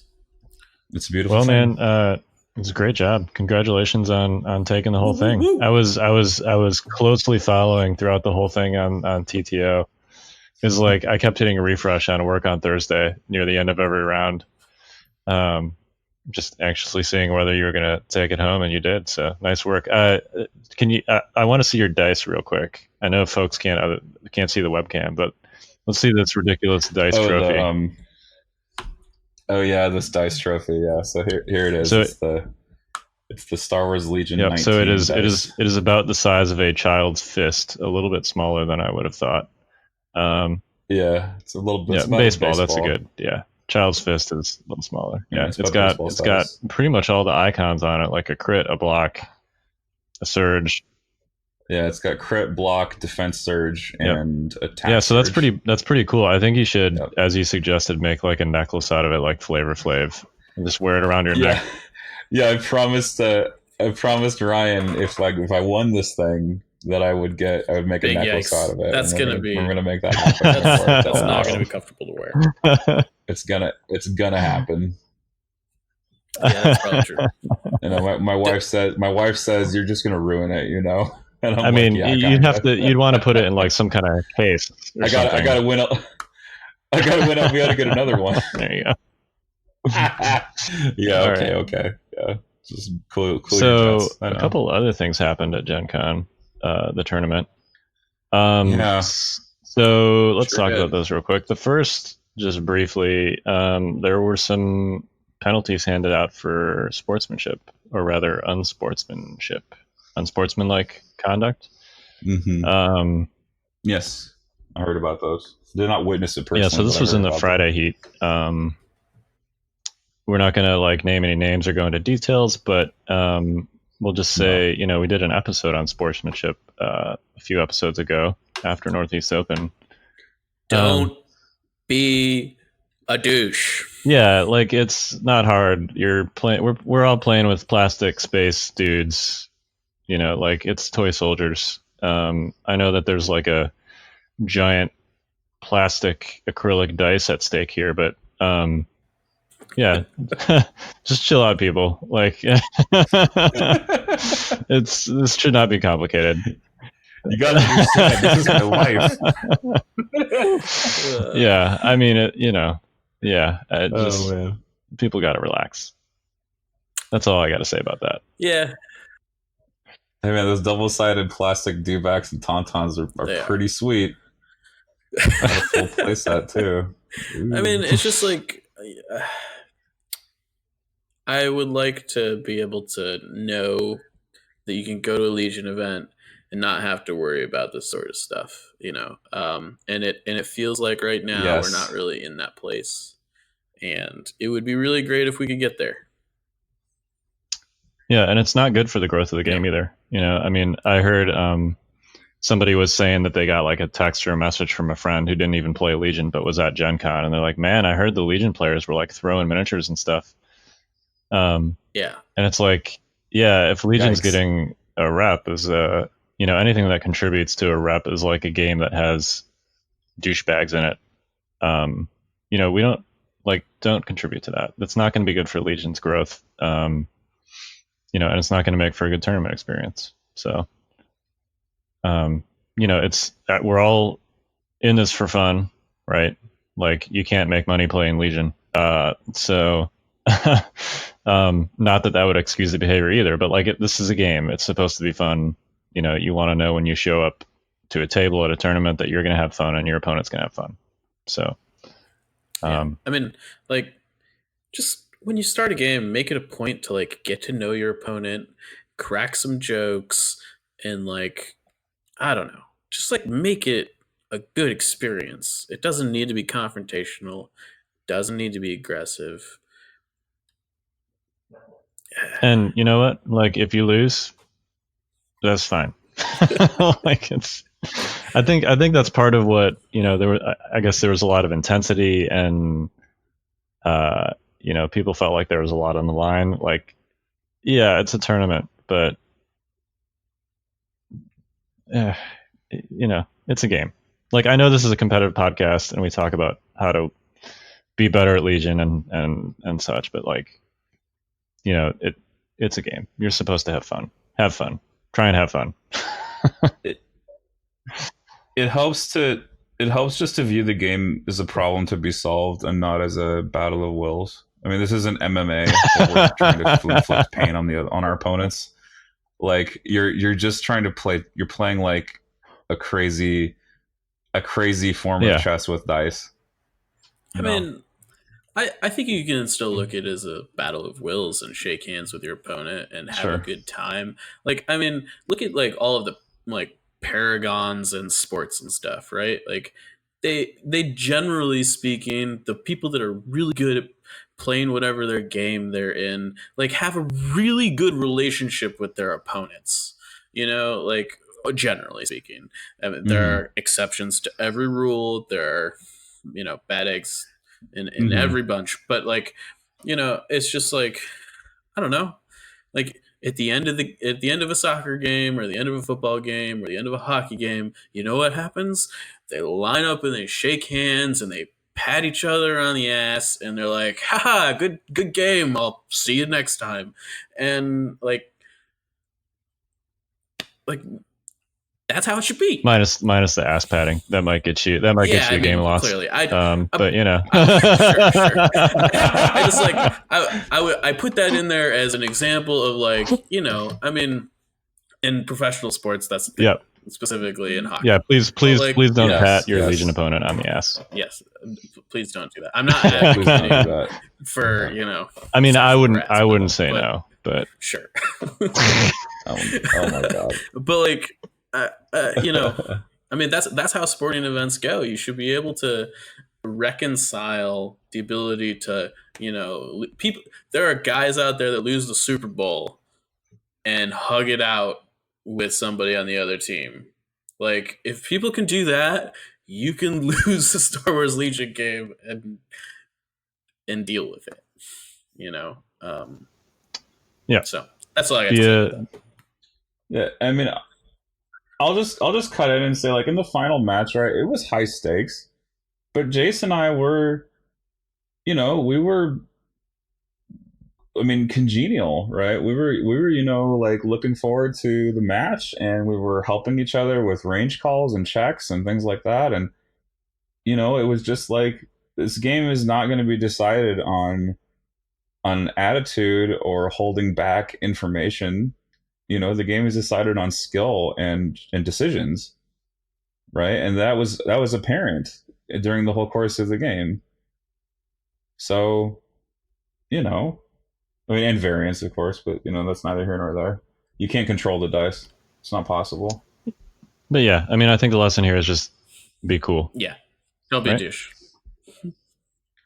Yeah, just be friendly, and if your opponent is asking you a question, just try to answer it. And if you're not certain, just ask it. Just ask a judge and tell your opponent, "This is not anything you're doing. I'm just seeking clarification." And we should talk briefly too about de-escalating, because, like, it's possible that your opponent is going to be a douche, right? Like, you can't control that, but you can always control yourself. Yep. So. If your opponent is making it a not fun game for you, don't escalate. Yeah. You don't have to, regurgitate whatever your opponent is doing to you. It might be. Yep. You might need to exert some self-control to do that. I think we've all been there, to some extent. Yeah. But don't sink to that level. Yeah. What's the phrase? An eye for an eye leaves the whole world blind. That definitely applies here. I mean, but everybody has one eye left at that point. Yeah, you take no, they take the other eye too. All right. And then they get their friend with one eye left. And there's only one person in the whole world with an eye left. The last one. They got the bye. They got the bye. I see what you did there. Do you guys want to talk about burning invites real quick? Yeah, buddy. Sure. It's the post GenCon show. We're already 90 minutes in. It's just going to be long, people. Sorry. Yep. Hey, it's a lot to cover. There's so much released. Jay's just like, I want to go to bed. Yeah. So apparently, so it's important that we didn't, like, nobody knew this going into the event. At least nobody outside of FFGOP. They burned invites at GenCon, which basically means that if people that got spots, so the top 4 spots on each day essentially were invite spots to Worlds. Because there were 8 invites for 64 players at GenCon. So if you got top 4 in a given heat, then you got an invite. But you know how it's worked, at least how it worked in the first year, and how it's worked at RPQs. If a player already has an invite to Worlds and they qualify for one, that invite would essentially just get passed down to whoever that is. So like, you know, in the case of these heats with the 4 spots, like if one of those 4 top players had an invite already, then the 5th player down would get that invite. The rationale for this being, you know, they need to fill a certain number of spots for Worlds. You know, last year was 32. I think this year it's going to be like 128. And they're going to do a last chance qualifier anyway at Adepticon to basically like fill all of the rest of those spots, however many it is. So you don't want to like discourage players that already have invites from participating in events for fear of like, you know, costing someone else an invite if they do well. But that was not known going in. It was only known basically, you know, day of when it became clear that the invites were not getting passed. So I'm not a super fan of that. I don't see a reason to, because all you're doing is just denying someone an invite now to hand out another one at LCQ. You still got to fill the same number of spots. So I don't know. I don't really see the rationale, but I think it's great. I think a couple things.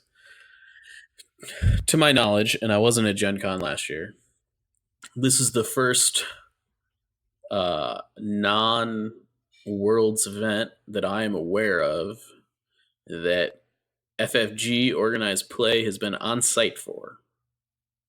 they were on last and year they were on site at site, Adepticon, also High Command. Yeah, so my point here being that this was the first time that they essentially were involved at a high level with an actual tournament that was qualifying.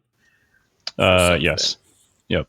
So what I would like to say here is that we all made a lot of assumptions based on how people that were not Fantasy Flight Games ran their events.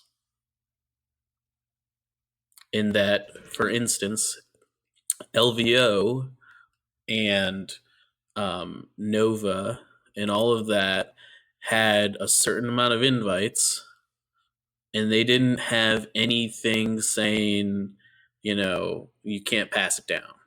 So they passed it down. But FFG was on site for this, and I think they made the right call in that the top 8 get invites. Period. End of story. If you don't make top 8, you don't get an invite. And I think that's fine. I think that that's how tournaments should work. If you don't make the cut, you don't make the cut. And sorry. You think just because it's simpler, I or think because it's like a reward, right? Like you know, other prizes aren't passed down. Why should invites be passed down? You know, I get all these sweet alt arts for, you know, first place and second place, third place, fourth place, or whatever. Like, you know, there's no reason invites should get passed down. You should have to excel to the degree that has been set forth in order to qualify for Worlds. I mean, I think I would agree with that viewpoint generally, if not for the concept of the LCQ. I think so. The way I look at the LCQ is that it essentially is just there to fill the holes. Well, I guess that's my point. Like, either you're filling a hole now or you're filling a hole. I would rather have right, like a bunch of tournaments that were high stakes and had value that didn't get passed down, and have something at the end that were like, oh well, if you're at Adepticon, you can just fill in. And you have to compete in a tournament to get there. I think that's fine.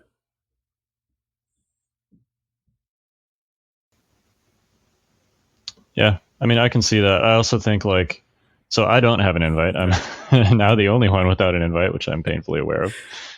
Even Jay has one. But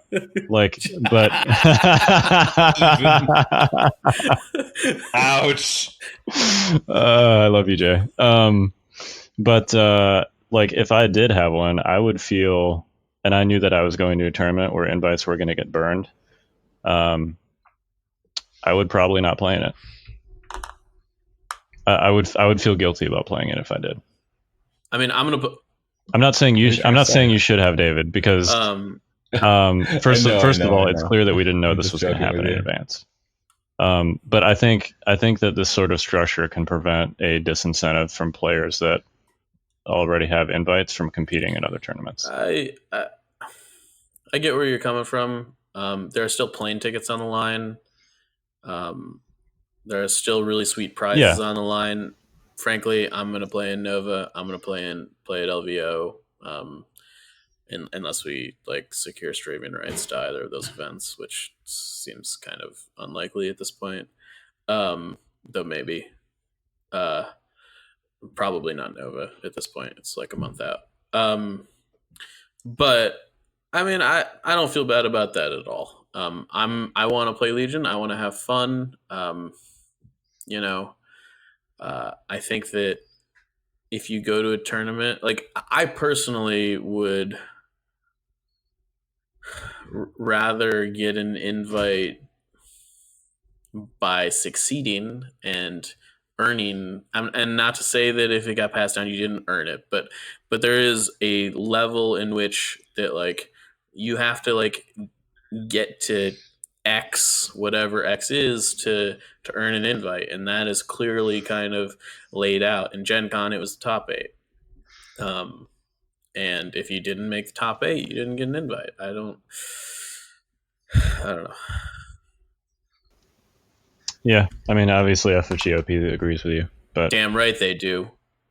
For me, it's just either you're filling a spot now or you're filling a spot in March. That's kind of how I view it. But yeah. Anyway, we don't need to beat this horse anymore, I don't think.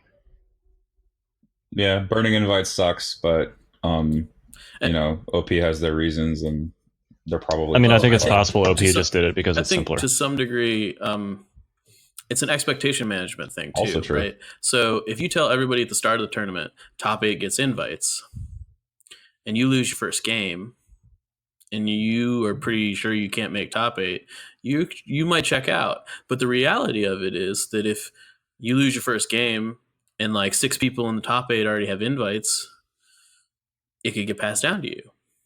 And I think that from a tournament perspective, when the LCQ comes around, they're going to know exactly how many invites they have. And I hope, it would be my hope that people that have invites probably can't compete in the LCQ. That would be my guess. Yeah, so it's a tournament that's how they're saying completely that it's devoid of people with invites, and they're going to just be able to say top X get invites, and it's clear exactly who gets invites every time. There's no ambiguity about it at all, and I think that is a much better way to do it than being top 8 gets invites, but it's actually the top 14.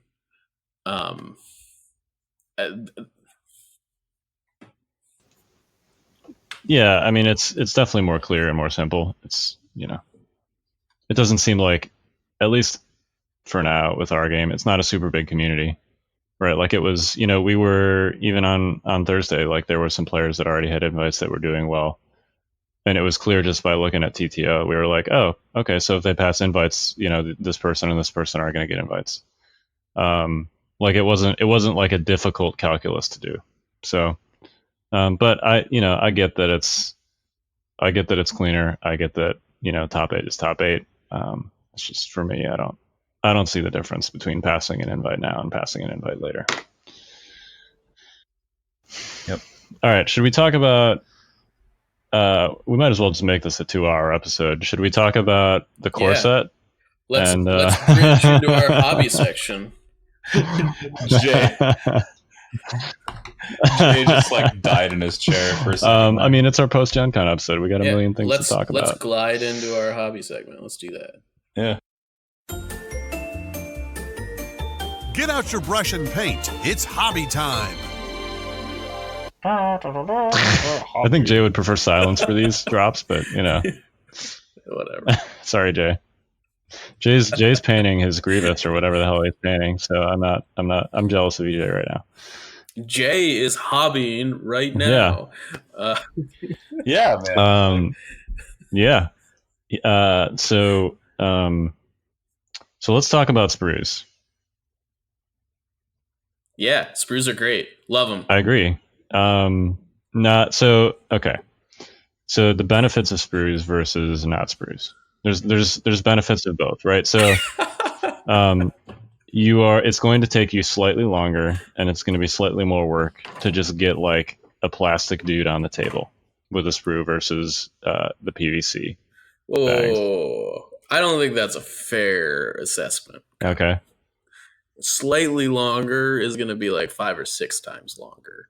I think I'm sorry, but Jay Really, though? actually, who has put together his clone stuff at this point, said that it took him 4 hours to put together his B1s and Grievous, which is a long time, which is great. I'm all about posability and everything, and I don't mind it taking that long, but it's definitely a lot longer than the like 20 minutes it's going to take you to put together your clones. Right, and you also have more models, right? Like, but yes, there are more bits to the models. The models have more bits. You need to clip them off the sprue. You need to stick them together. What you don't need to do is, generally speaking, trim mold lines, or like sand down arm joints, like I had to with the original core set, or run things under hot water because they're bent. This was a problem you had because mine stuff was like fit together like a puzzle piece. Okay. You know what's really funny? The course that I got from GenCon in the Learn to Play guide, it showed Obi-Wan's saber being bent, and lo and behold, in my pack, there's an Obi-Wan with a bent lightsaber. There you go. And that's, hard plastic isn't going to do that. Yep. Right. So the hard plastic also looks better. The models are much more detailed. Even the new clone models, the soft plastic models are much more detailed than like the original core set models. It's noticeable. They also have round pegs on the heads and the arms, so you can actually do head and arm swaps on the clones and like change the angle and position of their arms and the direction that their head is facing. Which is awesome because I hate monopose stuff. Thank you, Derek. Yep, thanks, Derek. You're the man. That would be Derek Fuchs, by the way, the sculpting lead. It's going to look better. It's going to take you a little bit longer, but it's going to look better on the table. It's going to be way more detailed. So, and you're going to be able to. It's going to look better. Yeah. Yes. And like you're going to be able to do more poses, especially with the B1s. Also, like if you accidentally like chop off a bit of a B1 or something, you're going to be able to fix that a lot easier because hard plastic is infinitely more customizable when you got more parts. You're gonna be able to make your unit leaders look different if you want, different poses and arms pointing and crap like that. No.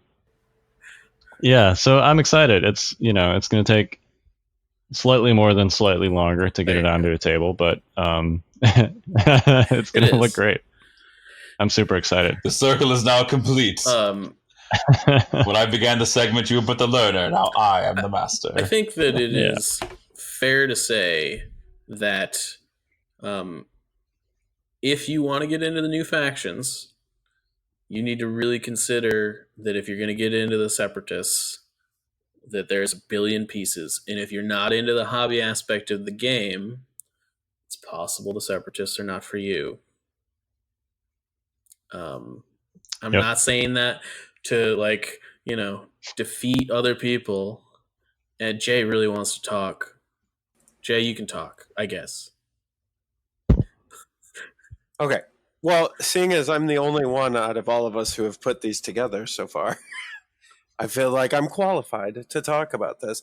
Well, I just don't want people to get scared because I think it is going to take a little bit more time, to like clip and prepare them from the sprues. But I think what you get on the opposite end of this is what Kyle was saying too, is like options. And if you screw up, there's more options to fix it than I felt there was with the other ones. Where like if you those arms, the way they had the arms in the original core set and the phase 1 stuff, you had to put it in a certain way, or otherwise the arm bumped out, or you know what I mean? Where like these you can especially on the droids, like I mean, look at my Grievous. Like I have all 4 arms on and I put his cape on. And I have his arms like all over the place. Like that kind of opportunity for freedom is pretty cool. And it does take more time, significantly more time, but I think it's worth it in the end, is what I would say. And you want, if I can, this is just something to focus on. In the other units, you didn't really have to pay attention to the instructions as much because it was just like arms, legs, like it's easy. Read the instructions on these. So they're a little complex, but once you get like one, it's fine. You got it down. But like I shot a video and I'm gonna show you. I'm gonna publish it on our YouTube where I actually screw up one of the B1 droids, but then I show you how easy it is to actually fix it with the way the models are. And so that's pretty, just pay attention. There's like 3 or 4 ways you can mess it up. I did all 4. And so, and then Did you put like a B1 head on his ass or something? Like I don't really. The bodies are a little confusing, so you could definitely put those on backwards. I can see that. Yeah. And then you're like, wait, why is he bending like this? And wait, where's his backpack go? So it's yeah. So, but even with that mistake and with super glue, I could still fix the problem relatively easily. So that's kind of the benefits you're getting out of these new models. Are the sprues numbered? Yes. Awesome. That is good. Okay. Yeah. You know what? Let's talk about this. This is great. So like, even if there's 2 or 3 droids on one sprue, it'll be like B1 through 8 or whatever, and then D 1 through 8. So they're different numbers so that you know. And then in the book, I think they could do the instructions a little bit better. That'd be my only criticism of this so far. But in the book, it shows you all, how they go together. But like, I almost wish it was like Legos, where it shows you like step by where step. they were like, yeah, like step 1, put arm here. You know what I mean? Because it took me a while to figure out, especially with the droids, because it's a small piece that connects the arm to the gun. And so you're like, I don't know which one to put. Like, do I put the arm on first? Do I put the legs on first and try to put the arms on? Do I glue both the arms together and then try to put the shoulders on? So some of that's a little trial and error, but just kind of giving everybody a realistic heads up of what they're in for. And then for those of you out there that aren't really into painting and just want to kind of get these table ready, the contrast paints are amazing on the droids. So I highly recommend going that route. And that's it. I'll let you guys go back to your podcast back. Bye. I got one more question for you, Jay. Super glue or plastic glue? All right. I have 2 answers. If you're scared, plastic glue. But if you feel confident in your hobbying, super glue, because you can also get I love the instant set, the accelerator. So I hate accelerator. Oh man, I love it because I do not like holding things in place. I'm an impatient guy, so I'm just like spray, glue, haha. Oh shit, and then I got to like snip it off and then re-glue it again. But it happens. So just so we're clear for the listeners, plastic glue generally takes a lot longer to set. Yep. And what it does is it melts the plastic together. It makes it like totally unbreakable, basically. It's a way better bond. Yes. Yep. But you have to sit there holding some parts together for like 5 minutes sometimes, or you got to get a clamp or something. Yeah. And if you make a mistake, which you're not likely to do because you're holding it for 20 minutes, but like if you make a mistake, you going back is not as easy as it is with super glue. Where super glue, you can kind of, if you get an X-Acto knife in there, you could chip away the glue and kind of break the seal, and then redo it, scrape it off, and redo it. It's a much easier process, I think, for newbies. Yeah, it's okay. And you will get it all over your fingers for sure. Yeah. Prepare to lose skin. Yeah. And then take a break because you won't feel texture on your fingers anymore, and it'll be hard to hold stuff. It just happens that way. Yep. And if you haven't cut yourself with an X-Acto knife yet, you're not doing it right. Yep. Totally. I haven't done that since my Warhammer days. Well, you're about to do it again, my friend. Mm-hmm. That's the other thing is use sprue clippers. Yeah. Mm-hmm. So there is a special thing out there. I think if you just Google like clippers or nippers on Amazon, you will find, or hobby clippers. They're just like tiny little clippers that are flat on one side and they're super sharp. Also calls them flush cutters, but yeah. What? Yeah. Don't. Yes. Don't use an X-Acto knife to try and cut stuff off a sprue. Yeah, that's a recipe. No. Yeah. Recipe for disaster. Don't do that. Yep. Don't do that.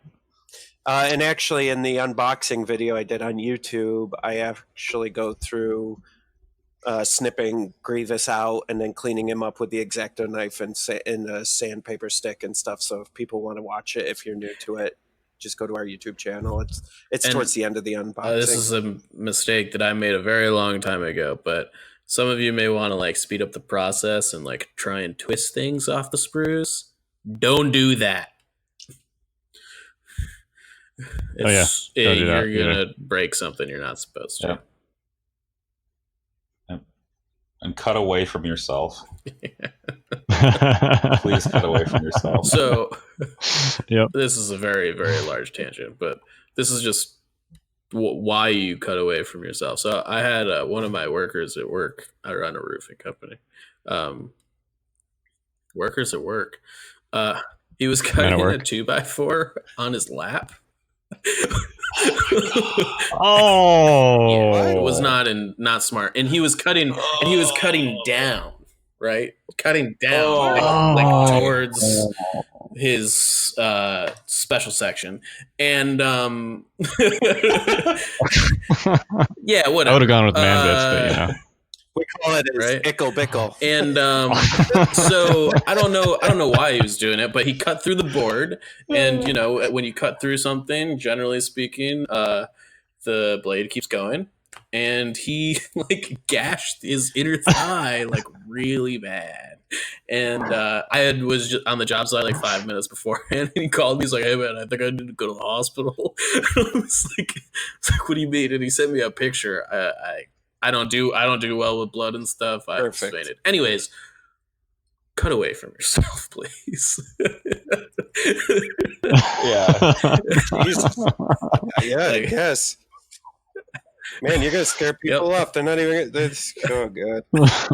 I mean, yeah, just don't clip the sprues near your gonads, and you'll be fine. Yeah. Near your ickle beanstalk, and everything will be good.